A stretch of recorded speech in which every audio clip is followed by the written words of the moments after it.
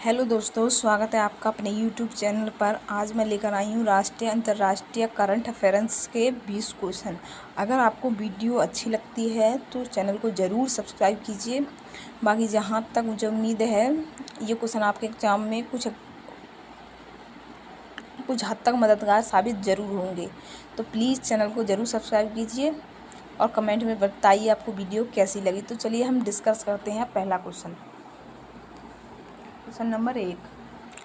मई 2023 में भारत और बांग्लादेश के बीच नई सीमा हाट का उद्घाटन कहाँ किया गया है? तो ये भोलागंज, मेघालय में किया गया है। क्लियर। अब बढ़ते हैं हम नेक्स्ट क्वेश्चन नंबर 2।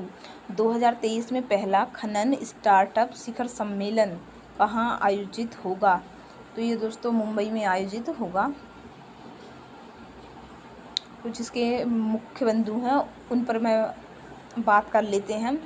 देखो, जो पहला खनन स्टार्टअप शिखर सम्मेलन होगा 2023 में, उसका मतलब क्या है? इसका मतलब मेन मकसद है क्या इसका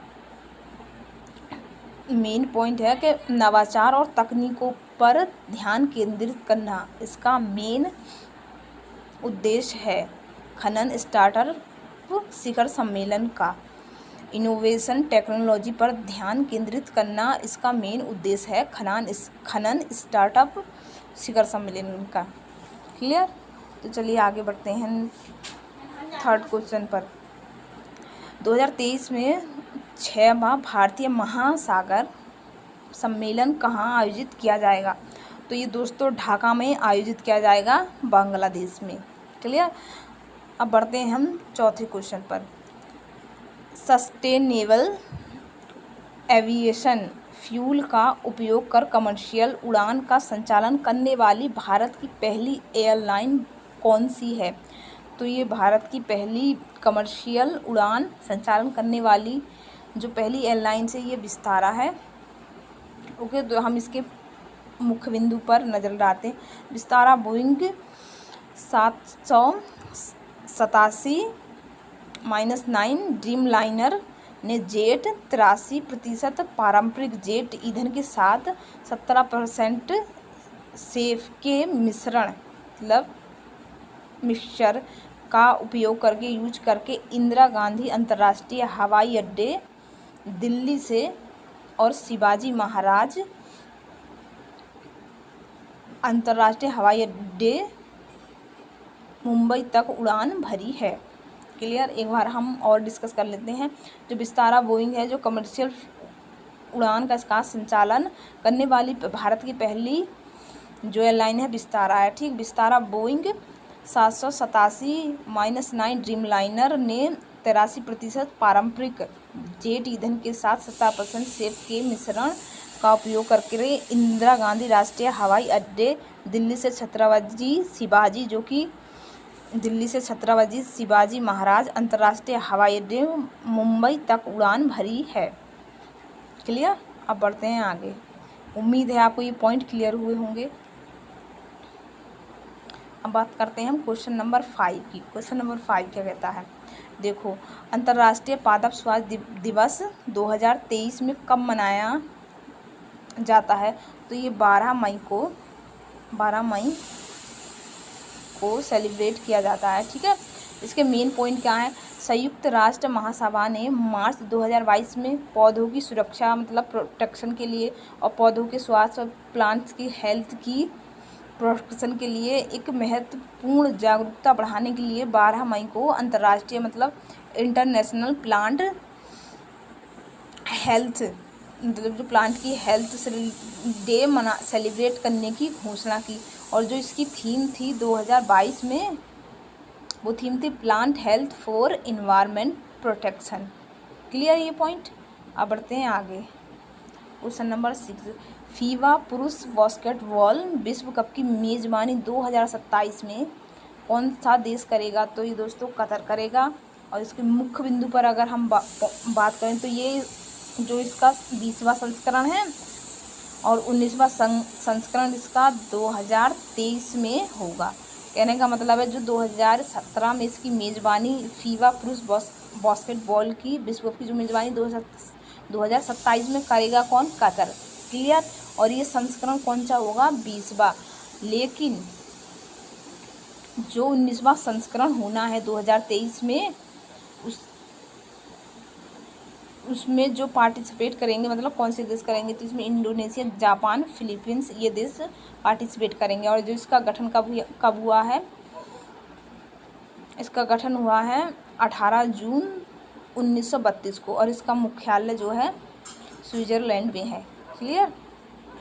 अब बढ़ते हैं हम नेक्स्ट क्वेश्चन पर, क्वेश्चन नंबर 7। तो भारत ने किस देश में सितवे बंदरगाह का हाल ही में संचालन शुरू किया है? तो ये भारत ने म्यांमार के साथ सितवे बंदरगाह का संचालन शुरू किया है, मतलब स्टार्ट किया है संचालन का मतलब। अब इसके हम मुख्य बिंदु पर बात करते हैं। ये पहली शिप मेट है जो कोलकाता में श्यामा प्रसाद मुखर्जी बंदरगाह से रवाना होगी। क्लियर। ये पहली ऐसी शिप मेट है जो कोलकाता में श्यामा प्रसाद मुखर्जी बंदरगाह से रवाना होगी। कहाँ के लिए? म्यांमार के लिए। क्लियर। अब बात करते हैं हम नेक्स्ट क्वेश्चन की। 8वां क्वेश्चन है, चलो देखते हैं 8वां क्वेश्चन क्या कहता है। वित्त मंत्रालय द्वारा वर्ष 2023 में, मतलब इस ईयर 2023 में लॉन्च की गई योजना विवाद से विशाल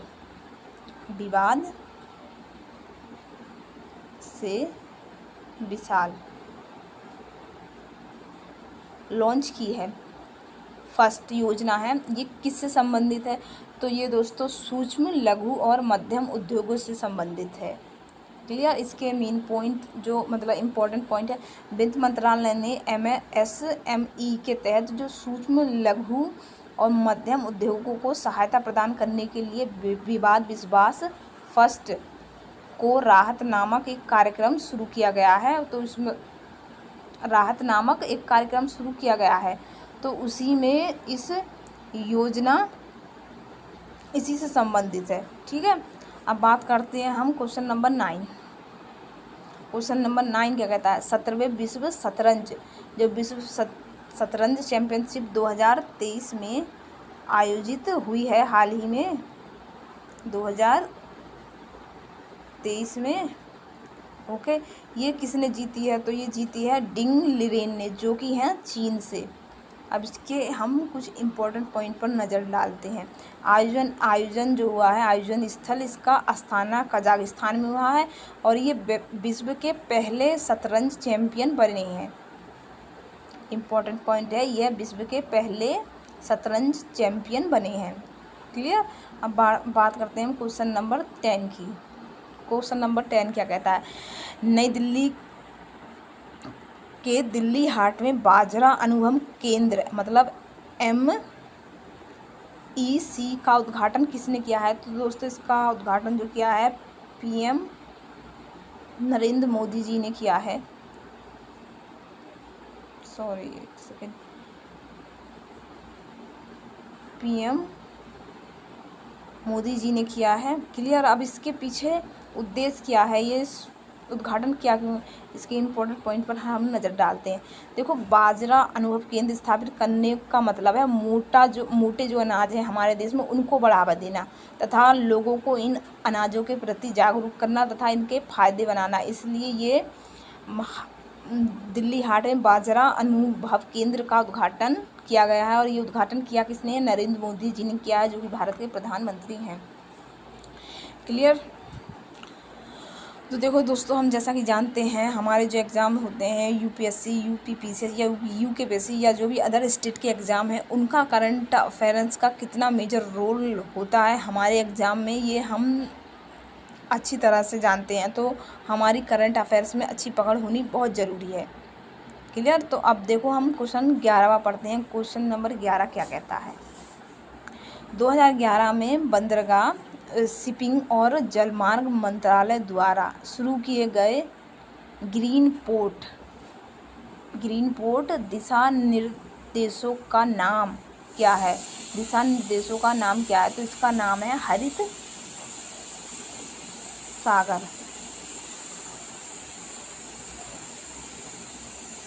इसका नाम है हरित सागर। क्लियर। इसके मेन इम्पोर्टेंट पॉइंट पर बात करते हैं हम।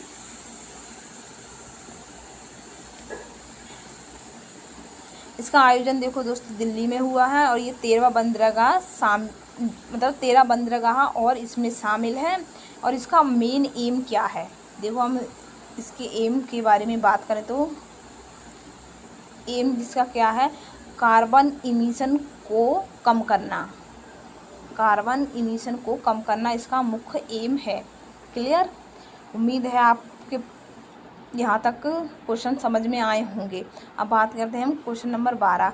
हरियाली महोत्सव कहाँ मनाया गया है, तो ये दोस्तों दिल्ली में मनाया गया है, दिल्ली में, याद रखिएगा।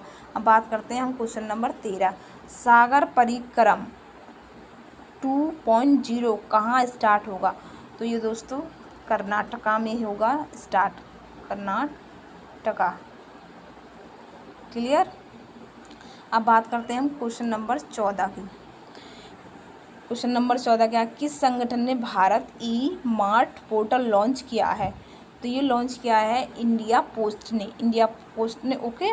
अब इम्पोर्टेंट पॉइंट क्या है, इंडिया पोस्ट ने ये लॉन्च किया है भारत ई मार्ट पोर्टल। इस पोर्टल का उद्देश्य है क्या, देखो इससे मतलब जो उत्पादक होते हैं, जो प्रोड्यूसर होते हैं, वो उन अपने सामानों को ऑनलाइन बेच सकेंगे तथा जो सामान जो मतलब शॉपकीपर हैं उनकी दुकानों में ये अपना जो सामान है वो ऑनलाइन सप्लाई कर सकेंगे। इसके लिए करना क्या होगा, जिन्हें ये सामान लेना होगा उन्हें इस भारतीय पोर्टल में अपना रजिस्ट्रेशन कराना होगा। मगर आप ये याद रखिए कि ये शुरू किया किसने है, मतलब कि Bharat e mart portal launch किया है, तो ये किया किसने, ये इंडिया पोस्ट ने लॉन्च किया है। क्लियर। अब बढ़ते हैं हम आगे।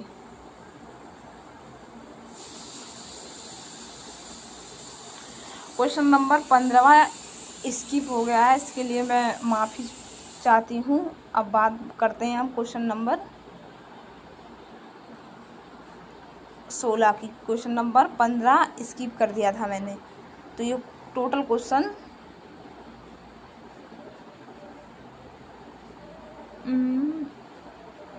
15, 16, 17, 18, 19 टोटल क्वेश्चन 19 हुए। तो चलो हम क्वेश्चन 16 की बात करते हैं। 15वां क्वेश्चन मैंने स्किप कर दिया था। गति शक्ति संचार पोर्टल हाल ही में लॉन्च किया गया है, तो ये दोस्तों लॉन्च किया है मोदी जी ने। Clear point. अब बात करते हैं क्वेश्चन नंबर 17।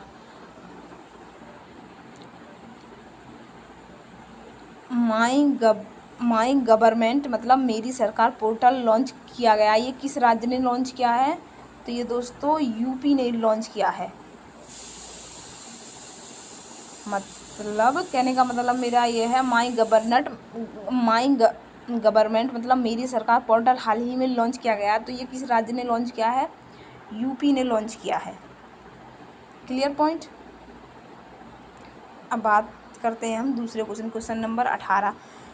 मोनलम चेम्यो मुख्य रूप से भारत के किस क्षेत्र में मनाया जाता है या राज्य में मनाया जाता है, तो मोनलो चेम्यो एक फेस्टिवल है जो कि लद्दाख में सेलिब्रेट किया जाता है। इसके इम्पोर्टेंट पॉइंट क्या है, देखो जो लोग बुद्ध भगवान को मानते हैं वे लोग प्रेयर करते हैं किसके लिए, शांति रहे, मतलब उनके जो भी कम्युनिटी है, जो भी उनका समुदाय है, इसलिए मोनलम चेम्यो नाम से मनाया जाता है ये फेस्टिवल। कहाँ, लद्दाख में। ये तिब्बत में भी ये फेस्टिवल मनाया जाता है मगर वहाँ कुछ और नाम से जाना जाता है।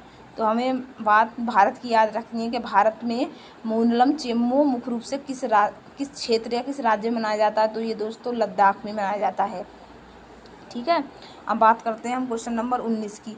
लाल बहादुर शास्त्री अंतर्राष्ट्रीय हवाई अड्डा किस शहर में स्थित रीडिंग लाउंज रखने वाला भारत का पहला हवाई अड्डा बना है, तो ये बना है वाराणसी। क्लियर। क्वेश्चन में फिर से रिपीट कर देती हूँ। लाल बहादुर शास्त्री अंतर्राष्ट्रीय जो हवाई अड्डा है तो जो उसमें स्थित रीडिंग लाउंज रखने वाला भारत का पहला जो राज्य बना है वो बनारसी बना है। रीडिंग लाउंज से मतलब है वहाँ लोग काशी से रिलेटेड जो बुक्स हैं उन्हें पढ़ सकेंगे, उनके बारे में जान सकेंगे, उनके साहित्य के बारे में जान सकेंगे। ठीक है, तो ये थे 19 क्वेश्चन। 15वां क्वेश्चन स्किप हो गया था। बाकी अगर आपको वीडियो अच्छी लगी हो तो चैनल को ज़रूर सब्सक्राइब कीजिए और भी कमेंट कीजिए कि आपको ये वीडियो कैसी लगी। ठीक है, तो चलिए आज की वीडियो यहीं एंड करते हैं। Thank you.